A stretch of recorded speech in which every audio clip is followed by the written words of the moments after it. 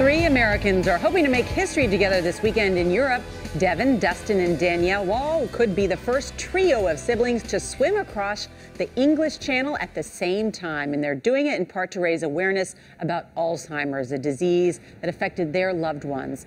And while they're going to face some extreme conditions, they are counting on family bonds to overcome some rough ocean currents.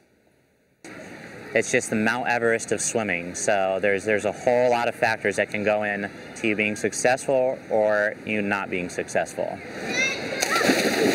Devin Wahl says training to swim the English Channel with his siblings has been grueling and consists of more than just swimming about 10,000 yards a day, 5 days a week. It's weightlifting 3 days a week, focusing on shoulders, arms, back, and abs, and even ice baths to get the body used to the long swim in the cold channel water. The waterway averages 60 degrees, and it could take anywhere from 10 to 20 hours to complete the crossing. While Devin is trying to build muscle, he's also working on putting on some fat. Because that little extra layer of fat helps with insulating your body. But he says preparing the mind tops the list. The most important thing is your mental capacity.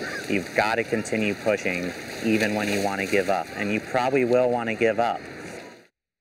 Devin is no stranger to endurance sports. He's competed in Ironman triathlons with his father, although that swim is much shorter at around 2.5 miles.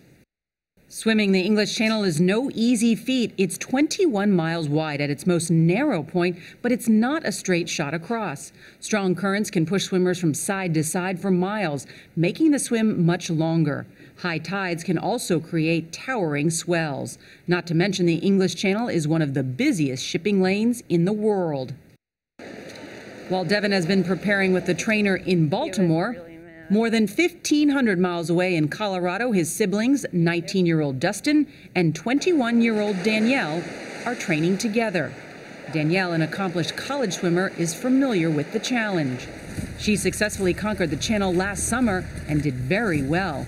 Danielle holds the record for the fastest English Channel swimming time for any American, man or woman, completing it in 9 hours and 49 minutes. I've talked with them a lot about training and what they need to do to train and just kind of what you go through mentally and physically out there. How far into it am I? She said it's a mental challenge. It is hard, it is long, it can get tedious, and it is cold.